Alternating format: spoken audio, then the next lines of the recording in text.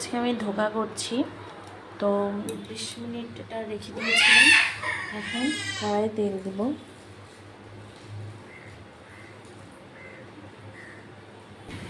তেল ছাড়ার পরে ধোকাটাকে আমি একটু ভালো করে করে নিচ্ছি।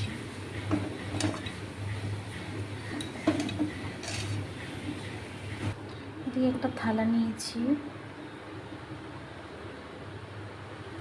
থালার মধ্যে এখন আমি একটু তেলটা মাখিয়ে নেব।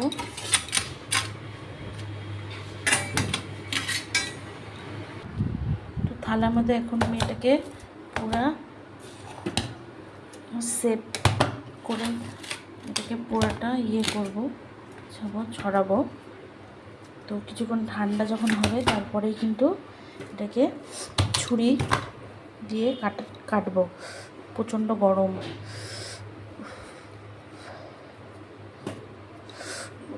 বাবারে প্রচণ্ড গরম।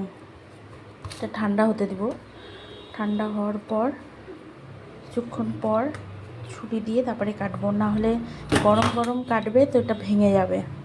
বুঝতে পারলে বন্ধুরা? এটা গরমটা কাটলে পুরোটাই ভেঙে যাবে, পুরো শেপটাই হবে না, ভেঙে ভেঙে যাবে। এটাকে পুরোটা আমি সুন্দর শেপে নিয়ে আসছি।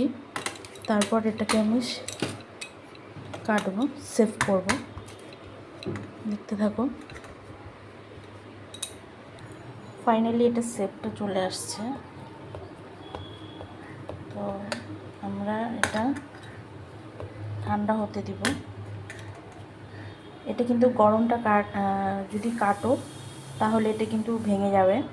তবে এটাকে আমরা ঠান্ডা হতে দিব। ঠান্ডা হওয়ার পরই এটা কিন্তু আমরা সেভ করে নেব।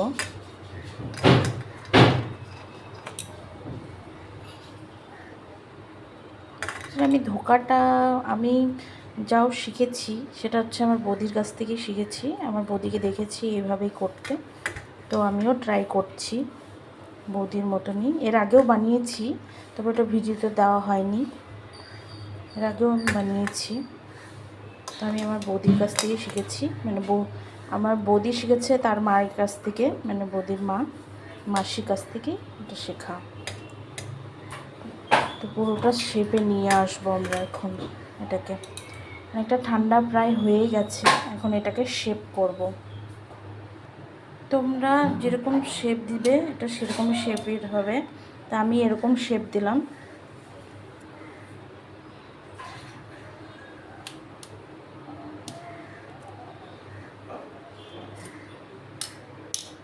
এটাকে এখন আস্তে আস্তে তুলতে হবে, এটাকে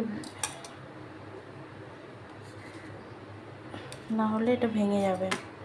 যাই হোক, দেখো শেপগুলোকে কি সুন্দর আস্তে আস্তে তুলে নিয়েছি। তবে কিছুটা ভেঙে ভেঙে গেছে, অন্যরকম লাগছে। তোমরা আস্তে আস্তেই চেষ্টা করবে, এটা আস্তে আস্তে করাই জিনিস। তো শেপ করে নিয়েছি। এখন কড়াইটা আমরা গরম করতে বসিয়েছি। কড়াইয়ের মধ্যে তেল ছেড়ে দেব। কড়াইয়ে তেলটা গরম হচ্ছে, তবে এখন এইগুলো কড়াইয়ে ছেড়ে দেব আস্তে আস্তে করে।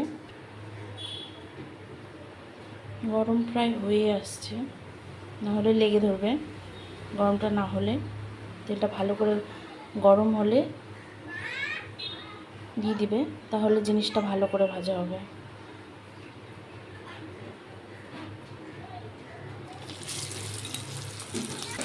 দেখো, এইগুলো আমি আস্তে আস্তে উল্টে দিচ্ছি, না হলে ভেঙে যাবে। উল্টানো হচ্ছে।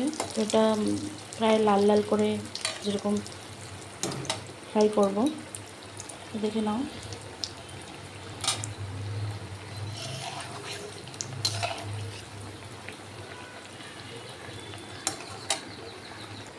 দেখো, এদিকে ভেজে তুলে নিয়েছি, আর এইগুলো ভাজছি। আস্তে আস্তে ভাজতে হবে, নাহলে ভেঙে যাবে। এইগুলো ভাজা হয়ে গেছে। ফাইনালি সবগুলো ভাজা হয়ে গেল। এখন এটাকে তরকারি করব। তো আমার ভাজাগুলো কিছুটা দেখো অনেকটা খারাপ হয়ে গেছে। তো জানি না কোনো কারণে, হয়তো আমার মনে হয় ভাজার সময় একটু হালকা তেলটা ভাজার সময় বলছি, জলটা একটু কম পড়েছে, যার জন্য এরকম হয়েছে। তো চেষ্টা করো তোমরাও, তোমাদেরটা হয়ে যাবে। তো এখন এটাকে তরকারি করব। দেখে নাও। এদিকে নিয়ে নিয়েছি লঙ্কা, টমেটো, আদা, তারপর জিরা নিয়ে নেব। তো এইগুলোকে এখন আমি পেস্ট করব।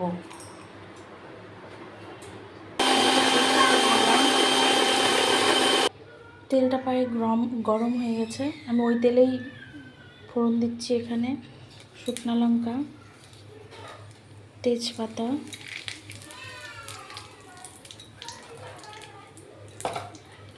জিরা, গোটা জিরা, আর এদিকে দিয়ে দিয়েছি এলাচ আর হচ্ছে দারচিনি।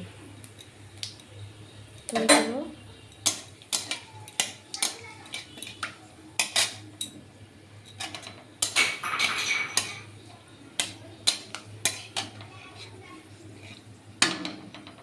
ফোড়নে দেওয়ার পর আমি এখানে দিয়ে দিয়েছি যে পেস্টটা করেছিলাম, টমেটো, কাঁচা লঙ্কা, জিরা, আদা।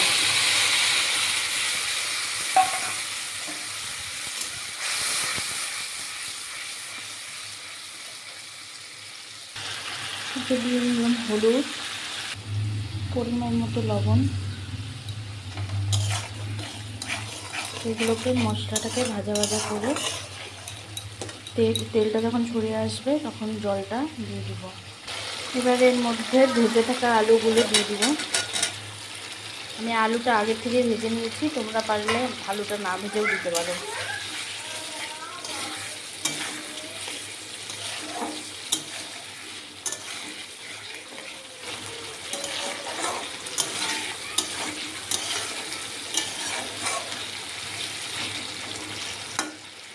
তেলটা প্রায় ছেড়ে আসছে। আস্তে আলুটা দিয়ে মশলাটাকে ভালো করে কষাতে হচ্ছে, কষিয়ে নিচ্ছি।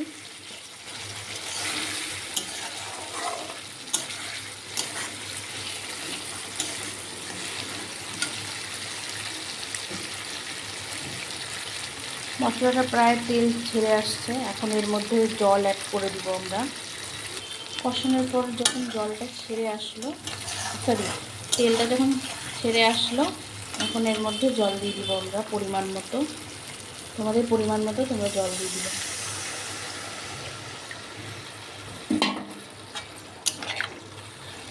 তো ফাইনালি লুক দেখাচ্ছি। এবার এটাকে আমরা ঢেকে দিব। এখন আমরা থালাটা দিয়ে ঢেকে দিয়ে এটাকে ওয়েট করবো আলুটা সেদ্ধ হওয়ার পরে।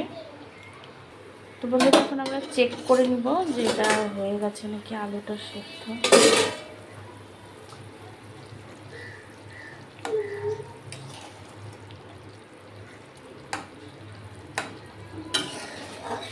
আর একটু হবে, ঠিক আছে। আলুটা প্রায় সেদ্ধ হয়ে গেছে। এখন আমার এদিকে ধোকাটা দিয়ে দিব। দেখতে থাকো।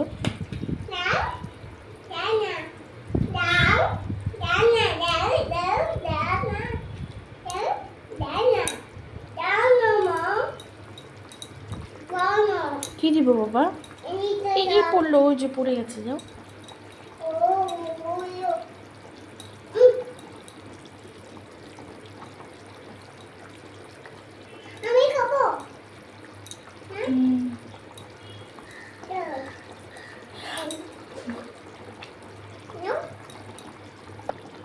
এবার আমরা এখানে শাহি গরম মশলা অ্যাড করে নেব। দেখো প্রায় হয়েই গেছে। একটু ঝোল ঝোল রাখলাম, কারণ ঝোল ঝোল অনেকে মাখা মাখাও করে, আমি ঝোল ঝোলই করে রাখলাম। দেখলাম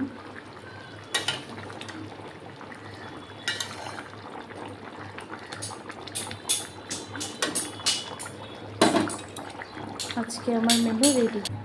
ফাইনালি বন্ধুরা রেডি হয়ে গেছে। দেখে নাও,